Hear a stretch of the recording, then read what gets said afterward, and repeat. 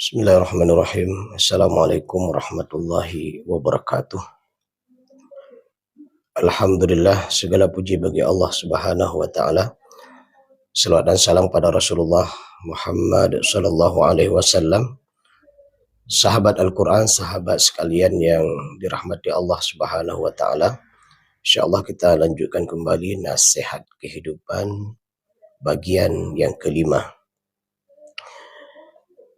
Mari kita lihat petuah-petuah dari para ulama yang insya Allah bermanfaat bagi kita. Petuah yang pertama adalah kejujuran adalah ketenangan dan kebohongan adalah keraguan. Sebuah kalimat singkat ini mengajarkan kepada kita bahwa kejujuran yang dimiliki oleh seseorang akan mengantarkannya kepada ketenangan. Ketenangan yang dimaksud adalah tenang jiwanya. Jadi orang yang jujur insya Allah jiwanya akan tenang. Tenang cara berfikirnya. Artinya terarah, dia berfikir pada yang lebih baik. Tenang apa yang dia makan, karena dia sadar bahwa yang dia makan tersebut adalah hasil dari yang halal. Tenang dia dalam menjalani program kehidupan. Kenapa? Karena program kehidupan yang dia jalankan itu adalah benar. Dan tenang dia dalam menjalani kehidupan di dunia ini. Kenapa? Karena dia merasakan kejujuran yang dia miliki tersebut membuat dia merasa bahagia. Dan kebohongan adalah keraguan. Kebohongan itu akan menimbulkan keraguan dalam dirinya. Keraguan yang dimaksudkan adalah dia tidak yakin dengan apa yang dia miliki tersebut. Baik berupa harta, pangkat, dan jabatan. Kenapa? Karena dia faham dan dia tahu bahwa pangkat dan jabatan serta harta yang dia miliki tersebut adalah tidak halal. Bisa saja hasil dia merampok, bisa saja dia hasil menipu orang, bisa saja dia dengan membohongi orang, sehingga orang-orang yang mendapatkan sesuatu dengan kebohongan itu tidak ada ketenangan. Jadi yang ada adalah was-was. Kemudian yang dimaksudkan dengan keraguan di sini juga adalah dalam menikmati segala bentuk nikmat yang dia miliki itu tidak mendatangkan kebaikan kepada dirinya. Makanan yang dimakan menjadi penyakit, pangkat dan jabatan yang dia miliki itu akan membuat dia semakin jauh dari Allah. Semua apa yang dia miliki tersebut itu semua mendatangkan berbagai macam keraguan dan kemudaratan. Rasa malu adalah benteng. Inilah yang diajarkan oleh Rasulullah. Seseorang yang memiliki rasa malu, malu berbuat jahat, malu melakukan kezaliman, malu menipu orang, malu berbagai macam kejahatan kalau dia melakukannya. Itu malu yang dimaksud. Dan malu selanjutnya juga mengandung makna adalah malu kalau dia tidak taat kepada Allah. Malu kalau dia tidak mentarbiyah dirinya sendiri. Malu kalau dia tidak menjaga keluarganya dari api neraka. Malu kalau dia tidak melaksanakan semua kewajiban yang telah ditetapkan oleh Allah dan Rasul kepadanya. Inilah kebaikan daripada malu. Ilmu adalah hujjah. Orang yang berbicara karena ilmu insya Allah akan bermanfaat apa yang dia bicarakan. Sementara orang-orang yang berbicara dengan kebodohannya, ini akan mendatangkan hal-hal yang tidak menyenangkan. Akan dicerca, akan dicaci maki, dan orang-orang akan melihat kita orang bodoh. Kalau dia berbicara agama, ketika dia tidak punya ilmu, maka orang menganggap dia adalah ustadz gadungan atau penceramah gadungan. Kenapa? Karena dia berbicara bukan karena ilmu. Kalau dia seorang ahli bisnis, kalau dia melakukan bisnisnya, maka dia akan melakukan bisnis yang penuh dengan kebohongan. Karena dia tidak punya ilmu. Kalau dia seorang pemimpin, ketika dia tidak punya ilmu, maka rakyatnya melihat dia adalah pemimpin yang bodoh. Dan Rasulullah sudah menggambarkan di akhir zaman nanti akan timbul namanya Ruwaibidah. Apa itu Ruwaibidah? Orang-orang bodoh, orang-orang yang tidak punya ilmu, itu diangkat menjadi pemimpin. Sementara orang-orang pandai, orang-orang alim, itu tidak mendapatkan pangkat dan jabatan. Itu namanya Ruwaibidah. Sastra adalah keindahan. Manusia itu perlu keindahan dalam perjalanan hidupnya. Keindahan dalam berbicara, aksesoris, berbagai macam keindahan dalam peralatan rumah tangganya, mungkin juga alat kendaraannya. Sastra adalah nilai keindahan. Seni berbicara, seni berpidato, seni merangkai, seni berkarya. Seni dalam berbagai macam perilaku kita itu adalah dibutuhkan sastra keindahan. Dan diam adalah hikmah. Orang-orang yang berilmu maka diamnya itu akan memberikan kebaikan kepadanya. Orang-orang yang bijaksana dengan diamnya itu sebenarnya dia berpikir, mencari solusi dari persoalan yang dihadapi. Diam adalah hikmah. Dengan diam dia akan menyusun program apa yang harus dilaksanakan. Dengan diam dia akan berpikir apa kekurangan, apa hal-hal yang tidak baik yang dia miliki, maka dia berusaha untuk memperbaikinya. Nasihat selanjutnya adalah indahnya kemenangan akan menghapus getirnya kesabaran. Kesuksesan yang didapatkan oleh seseorang, kemenangan yang didapatkan oleh seseorang, itu akan menghapus getirnya kesabaran. Ini memberikan pemahaman bahwa sukses itu diikuti dengan kesabaran.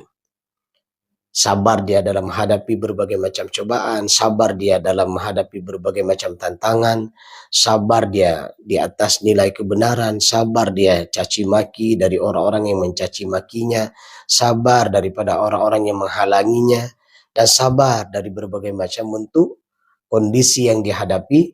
Di balik kesabaran itu kemudian dia mendapatkan kemenangan.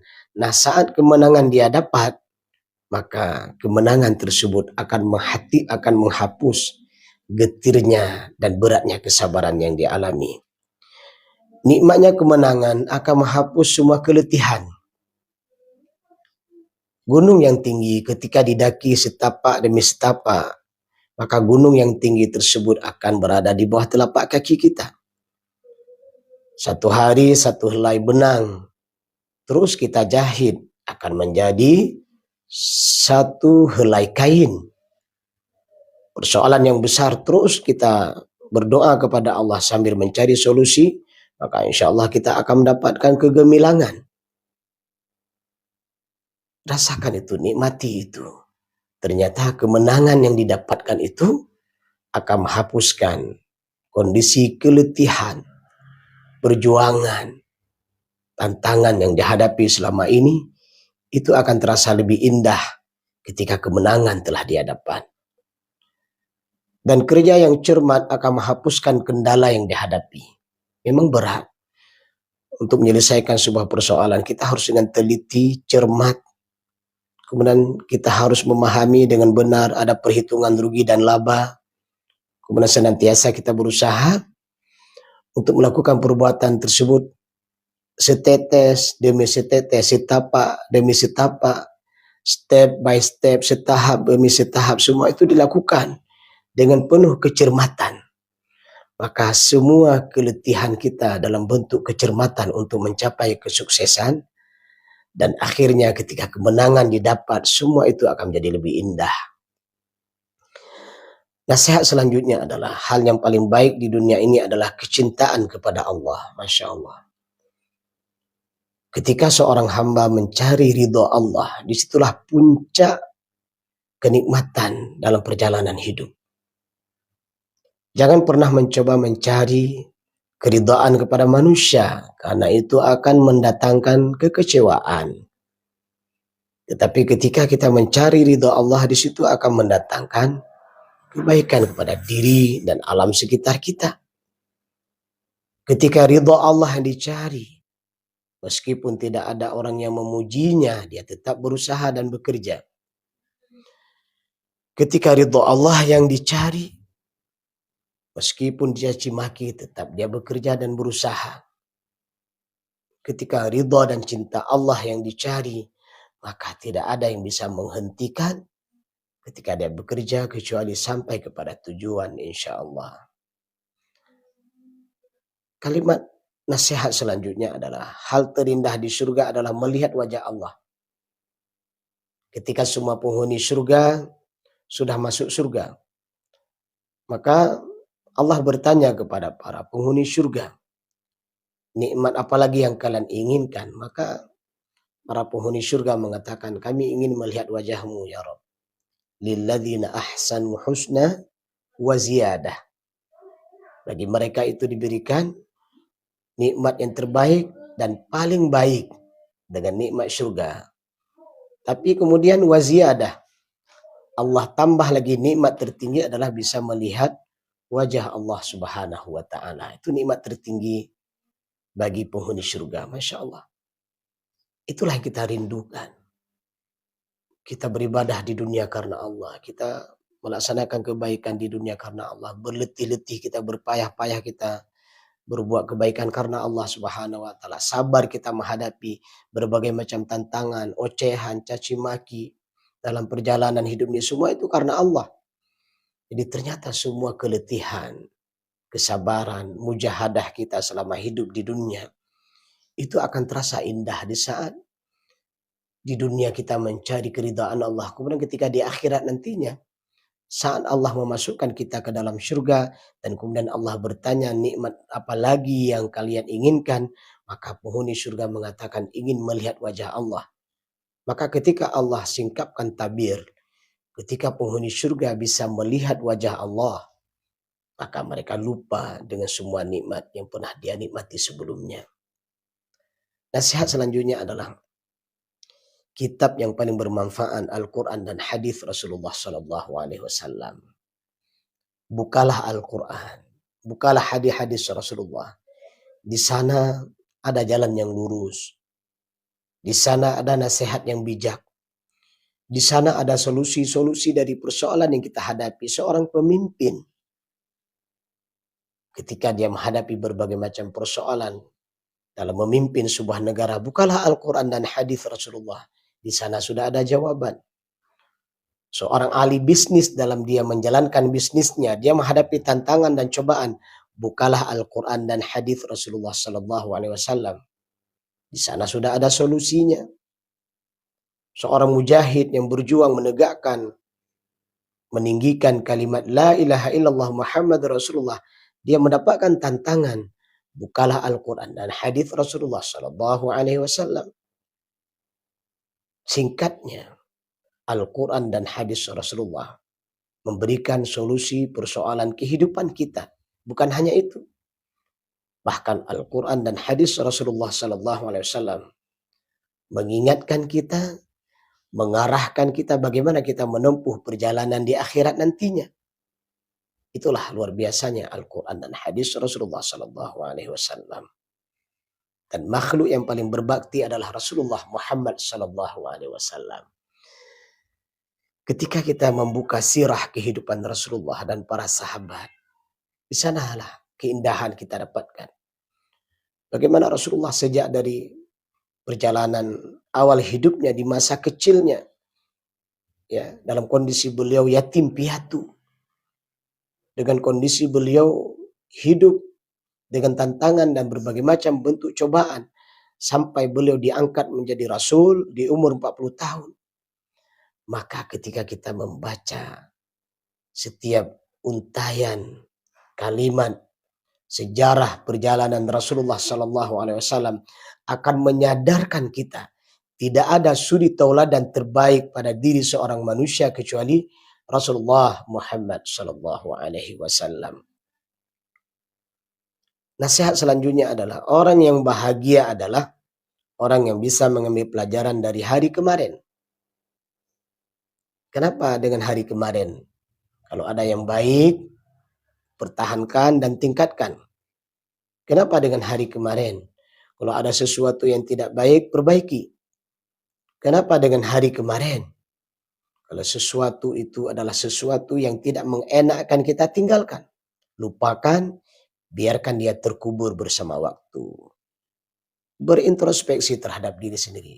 Introspeksi memperbaiki diri di hari ini, di saat ini, di detik ini. Apa yang harus kita perbaiki? Banyak.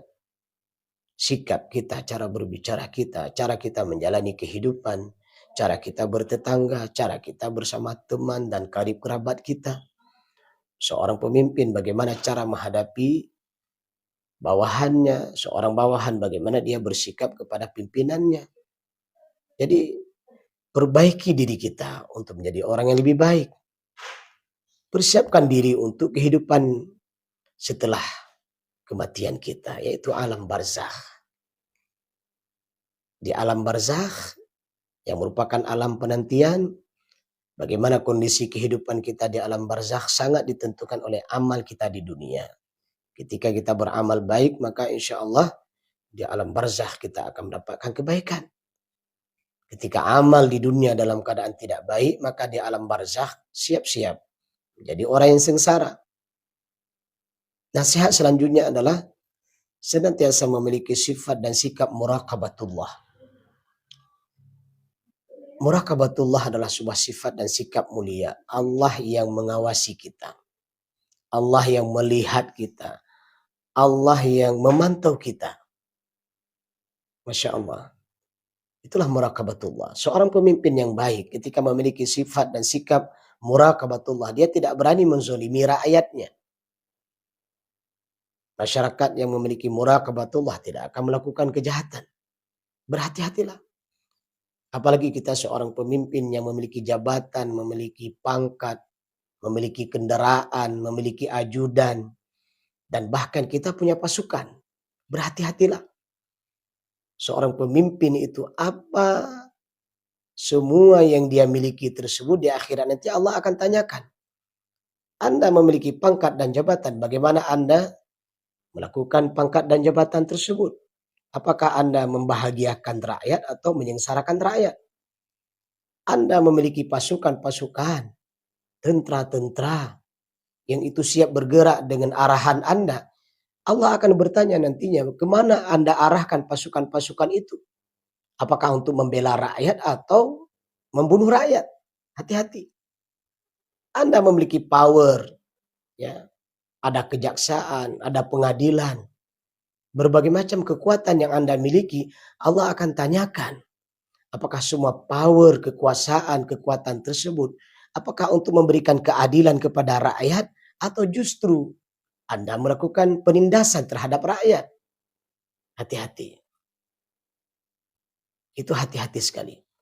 Karena seorang pemimpin itu punya segalanya. Dia punya pangkat, dia punya jabatan, dia punya pengaruh, dia punya bala tentara, dan dia punya berbagai macam perlengkapan hidup. Nah, banyak sekali sejarah-sejarah membuktikan ketika pemimpin tersebut dikelilingi orang-orang yang soleh, maka dia pemimpin yang baik. Tapi ketika pemimpin tersebut dikelilingi oleh orang-orang jahat dan tukang sihir, maka inilah awal daripada musibah bagi seorang pemimpin. Dia akan mendapatkan neraka dunia dan siap-siap di akhirat mendapatkan neraka dari Allah Subhanahu wa taala.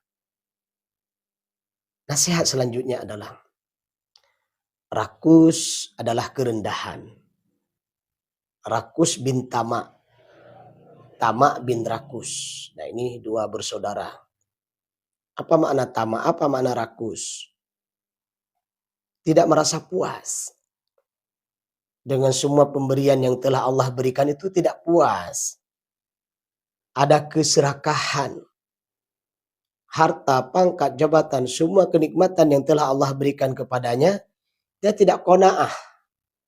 Dia tidak terima semua itu. Tapi ada rasa dalam dirinya, bagaimana bisa mendapatkan lebih dari itu. Lihatlah hadis Rasulullah. Kalau seandainya manusia ini diberikan 2 gunung emas, maka dia akan meminta gunung emas yang ketiga. Itulah manusia.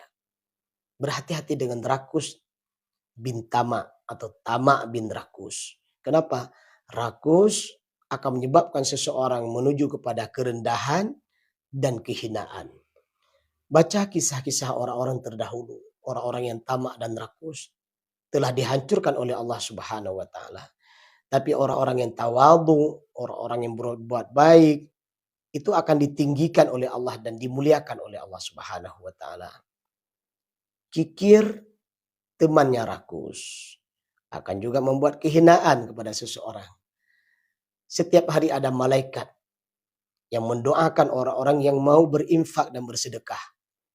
Dan ada malaikat yang mengucapkan kalimat, sempitkan rezekinya. Kenapa? Karena dia kikir. Berhatilah dengan penyakit kikir ini tersebut. Nasihat selanjutnya adalah, jadikan masa kaya Anda sebagai persiapan menghadapi masa sulit. Ini berat. Siapapun terkadang terlena. Saat kita mendapatkan rahmat, saat kita mendapatkan nikmat, kita lupa. Maka terkadang kita berfoya-foya dengan harta yang kita miliki. Bahkan dengan kesehatan yang kita miliki, kita lupa nanti datang masa sakit. Bahkan ketika punya pangkat dan jabatan, kita lupa mencintai rakyat. Ketika suatu saat kita menjadi manusia biasa, tak ada orang yang melihat kita. Karena memang saat kita punya pangkat dan jabatan, tak melihat orang. Dan umur adalah sebuah fasilitas yang Allah berikan kepada kita.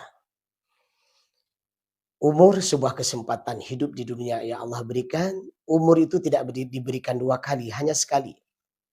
Ya, hanya sekali umur itu diberikan oleh Allah.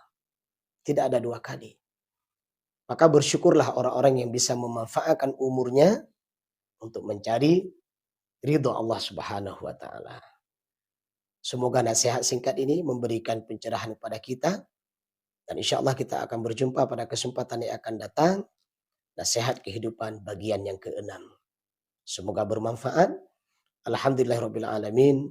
Subhanakallahumma wa bihamdik, asyhadu an la ilaha illa anta, astaghfiruka wa atubu ilaika. Assalamualaikum warahmatullahi wabarakatuh.